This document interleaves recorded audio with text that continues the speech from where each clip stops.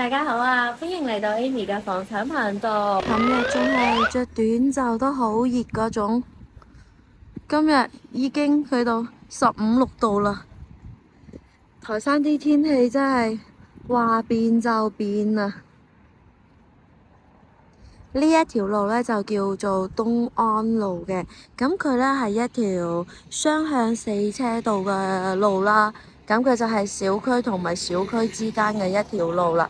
呢一度呢，仲有呢一啲咁樣嘅人行道㗎。呢個設計其實話係比較好，咁佢呢一度呢係有好多車位，但係唔知之後會唔會收費。但係台山已經係開始咗有好多公共車位都要收費㗎啦。咁我哋前方見到嘅呢個樓盤呢，就叫做駿景灣悅峰啦。呢一度呢，就係保利嘅第4期嘅。咁呢一度樓同埋樓、小區同埋小區之間嘅路呢，都還係比較闊嘅。咁呢個呢，就叫做敏捷悅府啦。咁我見到嘅呢幾棟呢度呢，就係啲政府樓嚟嘅，係啲人才房。咁下邊呢度有個公辦幼兒園，咁已經係幾年啦，仲未開啊。可能係生源唔夠多啊。咁呢個呢，就叫做盛世華府啦。盛世華府呢，當其時毛坯去到成8000蚊左右一方㗎，要睇返買啲乜嘢樓層啊，有啲甚至去到成9000蚊啊。2梯3戶嘅，啲戶型呢就比較好，但係使用率呢就唔算係好高，但係佢可以做到前後陽台完全冇遮擋，就會比較舒服啦。呢一度本身條路係通嘅，但係經過即係好多次嘅小車禍嘅發生啦，所以呢一度封起身。依家可以人行過去，但係車呢就唔可以過去。但係之後其實正常嚟講係會通返嘅。咁我見到遠啲嗰度呢，就係金星湖後邊嗰度啲山啦。呢個樓盤呢，就係保利嘅第1期啦，保利入到嚟台山嘅第一個項目啦。當其時好多人都係拎埋凳仔去嗰度排隊搶㗎。係當然佢嘅開售時間係台山樓市最旺嗰個時間段啦，大約係17、18年嗰陣時咯。盛世華府呢度啲商業啦，佢有錢大媽啦，有家昌旺啦，仲有啲細型啲嘅海鮮店啦，好多嘢㗎。我哋自己係經常過嚟呢一度買嘅，而且佢仲有晚上有燒烤啊之類嘅。對面嗰邊呢，就係我哋嘅新寧體育館啦。咁呢一條呢，係一條主幹道嚟嘅，來來往往嘅車呢，其實就會比較多啦。呢一度呢，就係德政路。呢條路呢，就係大馬路嚟嘅。保利嘅1、2期入住率係非常之高。咁呢一邊呢，就係保利嘅4期啦。1、2期嘅戶型呢，就不及3期同埋4期嘅戶型嘅，但係1、2期嘅園林呢，做得都係比較靚嘅，同埋佢係早期嗰陣時開發嘅，所以呢，佢嗰度呢，全部係大裝嘅，入住率就比較高啦。嗰度會有好多文具店啦，同埋咖啡店啦。響佢嗰個西邊門口嗰度呢，仲有好多餸買嘅。呢邊係第3期嘅商業，第3期嘅商業呢都開晒㗎啦。嗰邊仲有間瑞幸咖啡啊，有冇見到啊？水果店啊、早餐店啊嗰啲全部都有。但係保利嘅商業嘅設計，我自己覺得好唔人性化。即係你揸嘅車入到去呢，你冇辦法掉頭㗎喎，你一定必須你要揾到車位，你先有辦法掉頭。但係我揾到車位，我使咩掉頭啊？佢全部都係咁樣設計㗎，包括佢呢一邊嗰度有，好似有個叫無限咖啡定係叫做咩啊？我之前去過，入到去架車出唔到嚟，然之後如果你想出，如果後邊仲跟住有車，咁你就好難褪車㗎啦，就會比較麻煩啦。呢一度呢，到下晝嘅5點半咁上下啦，可能仲唔使5點半啊。呢度呢，就會有非常之多車喺呢度，多車啊，喺呢度泊滿晒啦。因為旁邊嗰個位置呢，就新寧小學呢邊係港沃啊嘛，所以好多家長呢就會提前過到嚟。如果唔係，你要排隊排好耐啊。因為放學係集中時間放學噶嘛。第三期啲商業又幾好喎，啲車全部泊滿晒，但係佢個商業街道設計得真係唔好，好似呢一邊咁樣，揸嘅車入嚟掉唔到頭嘅。然之後咧，車位設計又少喎，好多商家咧泊滿喺門口喎，即係你從呢個位置揸架車入到嚟咧，然之後你揾唔到位掉頭走喎，因為你唔過到嚟，你唔知入邊有冇車位噶嘛。好多摩托車位，咁呢度咧就有個公交車站，就呢一度802火車站嘅呢個去到火車站嘅。依家啲公交車站都係好新嘅呢一種。佢呢一邊啲商店咧都開咗有好多，其實啲鋪位已經賣晒㗎啦。今日天氣非常之唔好啊！依家仲落雨啊！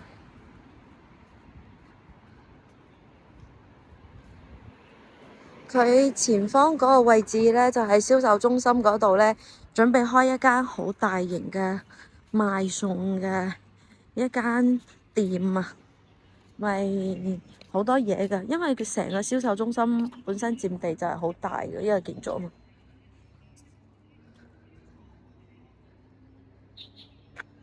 就係咁樣啦。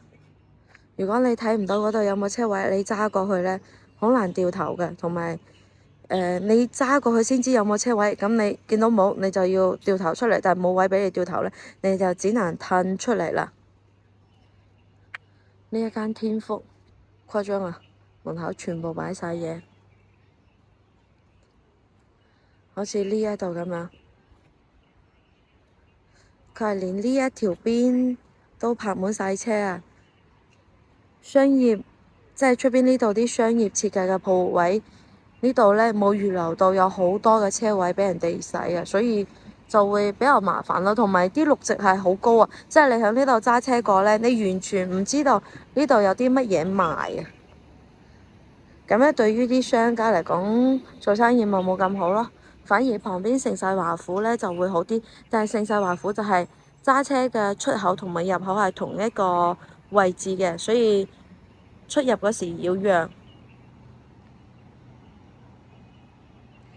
呢度係三期同埋4期啲戶型咧都係差唔多嘅。咁佢就係前方呢度咧係啲前面嗰度係啲矮樓層嘅一字樓啦，獨門獨戶嘅。當其時毛坯都去到成9000蚊一方嘅。咁佢後面呢幾棟咧就係呢啲咁樣嘅 Y 字型嘅，前面兩戶細嘅，後邊咧就兩戶大啲嘅。呢啲咧就係2梯4戶啦。咁呢個紅綠燈嗰個位置嗰度咧就係新寧小學啦。從呢一度轉過去嗰度咧，仲有一個診所嘅。咁我哋依家入嚟小區睇下先。呢度咧就係南面門口啦。呢個門口都做得其實好大氣嘅。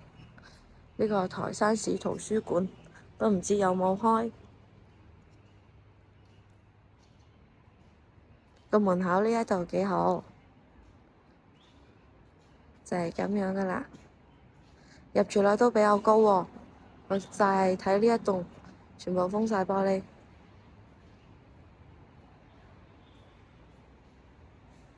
呢個圖書館見唔到有人去睇，依家入去睇下先。啱啱係從呢個門口入到嚟嘅，呢度咧就係南邊門口。哇！依家呢個春天啊，開咗好多呢啲鳳鈴花，黃色嘅，好好睇啊！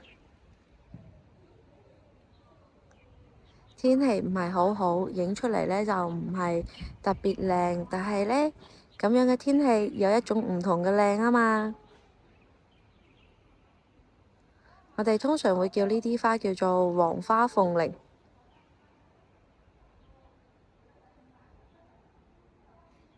小區總共係1、2、3、4、5、6、7、8、9棟嘅，全部係啲綠植啦，搭配都好靚。呢一度都有泳池嘅，仲有呢啲咁樣嘅好新穎嘅一個涼亭啦。呢個小區係屬於比較新嘅，咁保利呢，佢就係一個央企樓盤，都係台山唯一一個央企樓盤嚟嘅。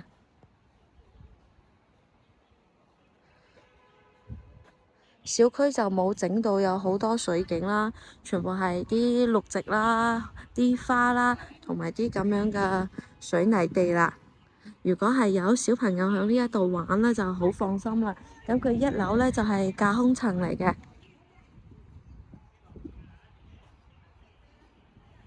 小區都好乾淨。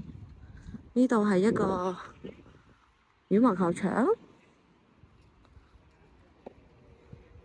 呢度係啲商鋪嚟嘅。咁我頭先係從呢一條邊行入嚟嘅。我哋今日要睇嘅係8棟嘅一個小戶型單位。呢度就係盛世華府啦。哇，好大風啊今日！哎呀，樓同埋樓之間嘅距離都比較闊，同埋個外立面呢都幾好睇。樓下係咁樣噶，呢啲磚呢係啲深顏色啲嘅磚啦，睇落去就感覺高檔少少，係咁樣嘅。入戶大堂呢個樓底都係好高嘅人面識別嘅，咁佢呢一度啲外立面呢係啲噴漆嘅，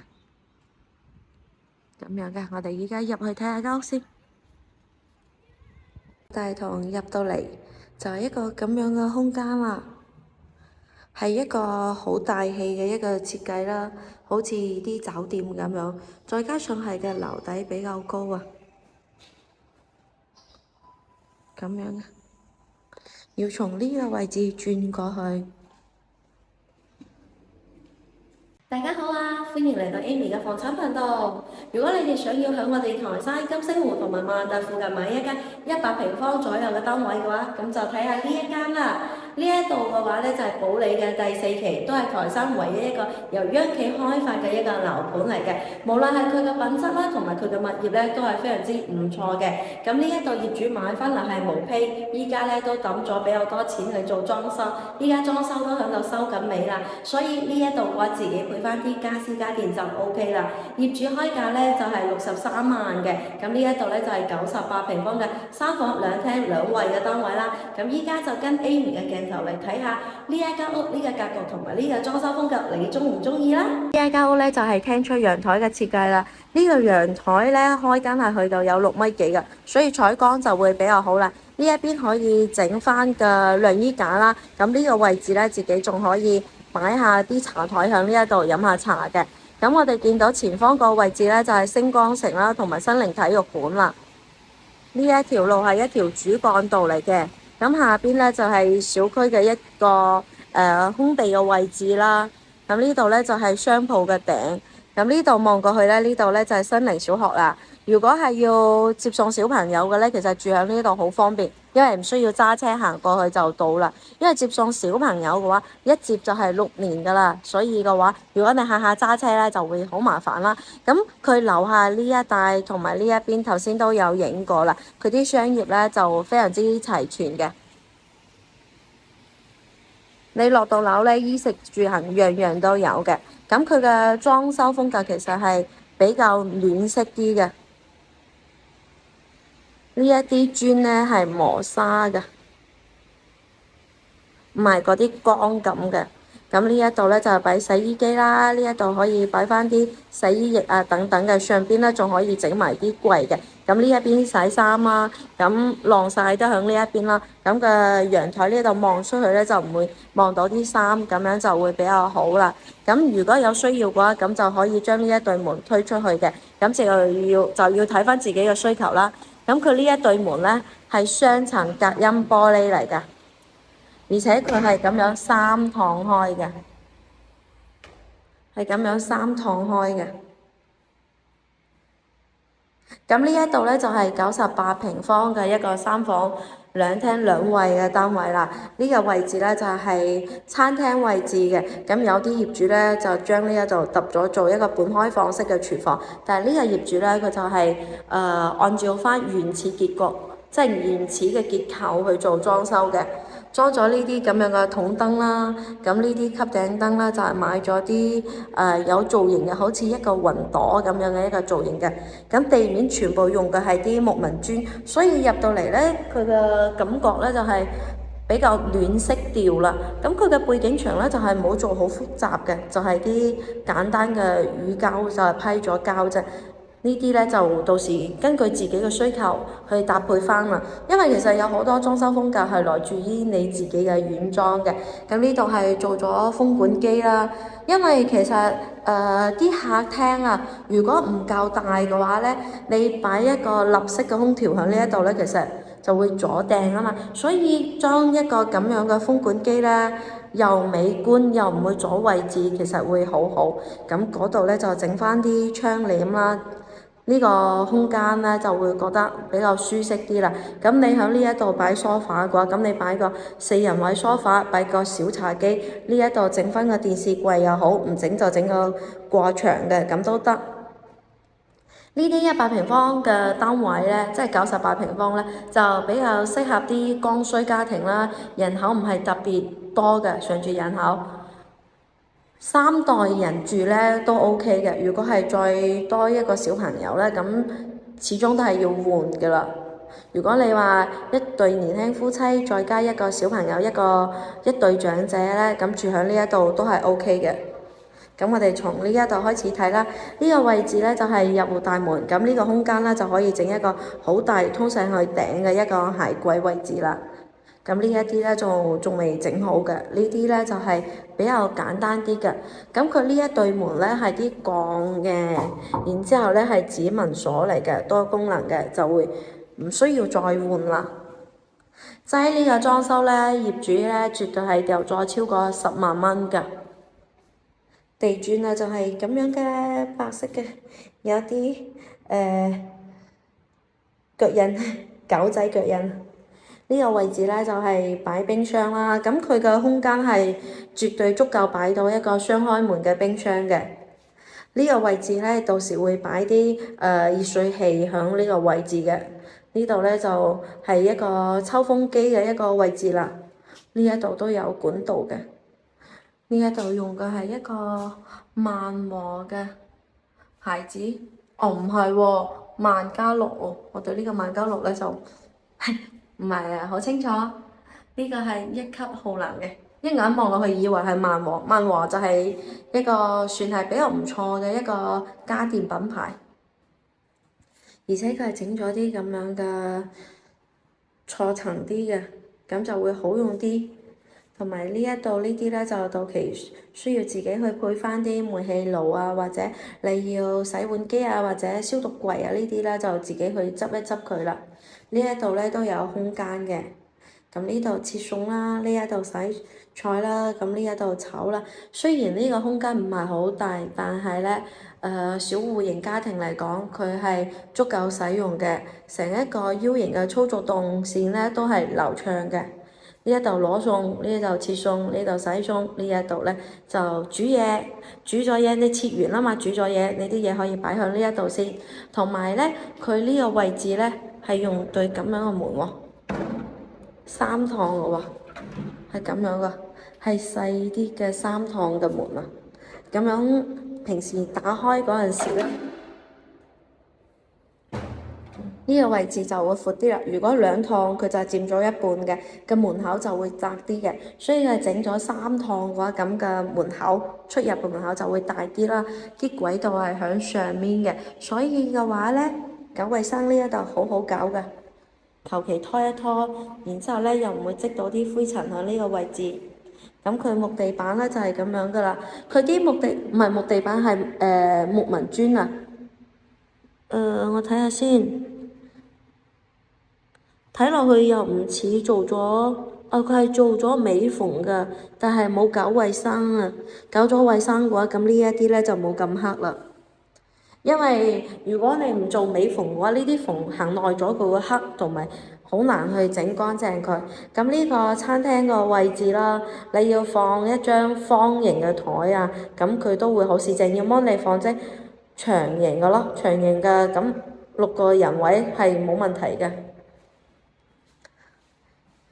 鍾意嘅話，喺呢一度咧仲可以整翻一個屏風啊！有啲人鍾意一入嚟整個屏風喺度擋一擋咁樣，呢個位置咧就可以整翻個細細地嘅屏風，做一個酒櫃啦。咁呢一度咧就係佢嘅公共區域啦，廚房喺呢一度，鞋櫃嘅位置喺呢一度。咁成間屋咧自己再掉翻啲錢去訂做衣櫃同埋買啲家私家電就 OK 啦。咁呢度咧就係休息區喺呢個位置，3間卧室再加2個衛浴間嘅，同埋佢呢個過道，即係呢個走廊位置，我覺得係比較闊㗎。因為依家我去睇樓咧，發覺有好多樣板間，因為佢係貼啲木板上去咧，就會發覺呢個過道啊，呢個走廊啊，連1米都冇啊！你喺度行過去會覺得好壓抑啊，但係呢一個嘅感覺就會好啲咯。首先可能係唔長啊，會覺得呢個空間會比較合理。咁佢所有嘅牆咧，全部都係白色嘅乳膠牆，呢啲門框呢啲咧就搭翻呢一個瓷磚嘅顏色啦，係啲木紋嘅。咁佢呢個衛浴間咧都係比較市正嘅，行入嚟先，係用咗啲磚，然之後咧係分開2層嘅，咁樣嘅。呢度係高啲，呢度係矮啲嘅。咁佢沖涼嗰時啲水落到嚟，呢度唔會成日積喺呢一個位置，就會好啲啦。係咁樣啦，用咗呢啲咁樣嘅多功能啲嘅新式嘅，同埋佢用咗啲呢啲係米黃色嘅，咁成個衛浴間咧就唔會覺得好暗啦，係一個明衛嚟嘅。咁呢一度望出嚟咧就係望到另外一戶啦。其實小戶型嘅隱私性仲會好啲，淋浴嘅地方啦，然之後呢個馬桶，我睇下先。係叫做歐美達嘅款式，同啲普通嘅唔一樣，呢個款式都幾特別啦。呢個洗面盆嘅呢個位置，呢個尺寸咧都會比較大，咁佢呢個鏡櫃係可以開燈嘅，睇先，咁樣開燈嘅。咁佢呢一度後邊就可以收納嘅，呢度連咗條電線，叫做衛星人啊！呢個五金。咁佢下邊呢一度咧都可以咁樣有收納能力嘅，而且仲分開一個格一個格，有2層。咁下邊咧佢係留空咗呢個位置嘅，你要搞衞生嗰時咧。如果你放啲盤啊，或者放啲咩，一拎出嚟直接拖下洗下，用個水喉噴下，咁就會好好洗噶啦。啲管道唔使直接咁樣整響下邊呢個位置，係藏咗入去嘅牆嗰個位置嘅。只要自己唔介意呢個3樓呢個矮啲嘅樓層嘅話，其實呢一間屋幾好啊，自己再掉少少錢就得噶啦。呢度咧就叫做陽光房啦，佢就係全部係整咗啲玻璃嘅，擠縫呢一啲咁樣嘅斷橋鋁咧都唔平㗎。咁呢一度咧就基本上唔會打開呢個位置啦，因為嗰度係人哋另外一戶大戶型嚟嘅。咁呢度可以整啲百葉窗啦，平時打開窗簾就打開呢一邊啦，咁都係採光會好好噶嘛。睇下旁邊咧就係盛世華府啦。個樓間佢係好闊嘅，所以呢一度嘅話，窗簾響呢一度拉開，咁成間屋咧，佢係絕對有陽光入嚟嘅。個窗係響呢個位置，咁呢啲係玻璃嚟嘅，打唔開嘅，只能打開呢個位置。但係窗簾你無論打開邊度都 OK 噶嘛，好似呢一度咁，你可以整張床咁樣落嚟，整到榻榻米，呢一度係有空間擺到一張1.5米床嘅。咁睇下點樣整衣櫃咯。呢個空間大約係有6個平方，呢一度大約係6個平方左右啦。空調咧就通常係喺呢個位置啦，因為插頭喺呢個位置嘅。咁佢呢一個咧係啲灰色嘅，同呢一個唔一樣。你睇下顏色係唔一樣嘅。呢個係啲木色嘅黃黃地嘅，呢個就係灰色嘅。佢啲房門全部係統一呢個顏色嘅。呢度呢就係陽光房啦，呢個位置呢就係一間朝南向嘅房。咁呢一度望出去呢就係陽台個位置嘅。有啲人呢會將呢一度揼咗推出去，咁呢個就要睇返自己嘅需求啦。咁呢一度呢可以擺張1.5米或者1.8米床都擺得到，但係1.8米床呢就會逼少少，咁擺張1.5米床呢就會好啲。係咁樣嘅一個空間啦。咁再過到嚟呢一度呢，就係套間房啦。套間房呢一個採光非常之唔錯，因為呢個位置佢係朝南向㗎。你睇下呢個視野係咁樣㗎，而且佢啲玻璃呢響出邊係望唔到入邊㗎，所以你平時得閒咁唔想出去嘅廳，咁坐喺呢度望下啲車來來往往啊，望下呢一啲綠植啊，望下啲矮啲嘅城市景觀啊，呢一度都係可以嘅喎，因為佢係一大面望出去係動態嘅，有嘢喺度喐嚟喐去嘅。呢一邊都係朝南向，咁呢度插蘇嘅設計呢係一個1.8米床嘅一個尺寸啦，呢度呢就係衣櫃位置啦。咁佢嘅設計嘅燈呢，都係整咗響呢個床尾嘅呢個位置，響呢個位置大約。自己裝修呢就會考慮到呢一點。如果係開發商嘅裝修，有可能唔會考慮到呢盞燈要移過少少，因為好多人係唔中意盞燈係響自己個床上邊㗎嘛。咁呢一個空間呢，加埋個衛浴間啦，大約呢都有去到15個平方嘅，係一個朝南向嘅設計啦，採光都幾好。雖然樓層係矮啲，但係佢因為前面比較開揚，比較闊啲樓間佢。呢度係套間房入邊嘅衛浴間啦，呢個係咁樣斜斜地嘅，咁樣開嘅。設計全部都係呢一級係高少少嘅，呢一度就可以擺返啲盤啦，甚至你坐喺呢度沖涼都得啊！呢個睇返自己啫嘛，但係佢呢個空間就係比較好啦，咁樣嘅，大約係有4個平方嘅入到嚟。如果要上廁所啊，或者呢一個沖涼嘅位置啊，都係足夠嘅。仲喺呢一度揼咗面牆，整返一個擺嘢嘅地方喎。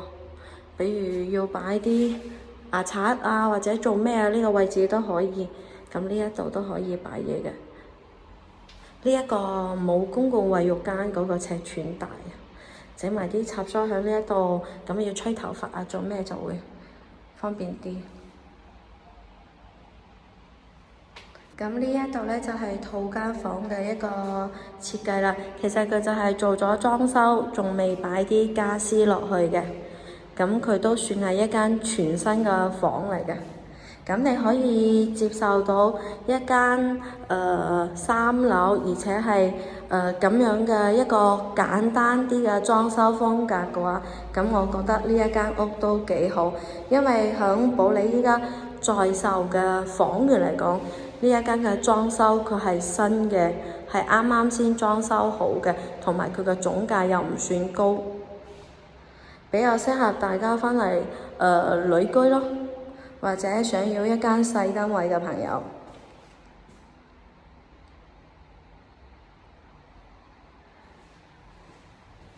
好啦，呢一間屋就簡單咁樣同大家介紹到呢一度啦。想要攞更加多信息嘅，或者想要視頻睇樓嘅，咁就約 Amy 啦。咁我哋下期再見啦，拜拜。大灣區自服務請揾 Amy 幫手，記得點讚關注啦。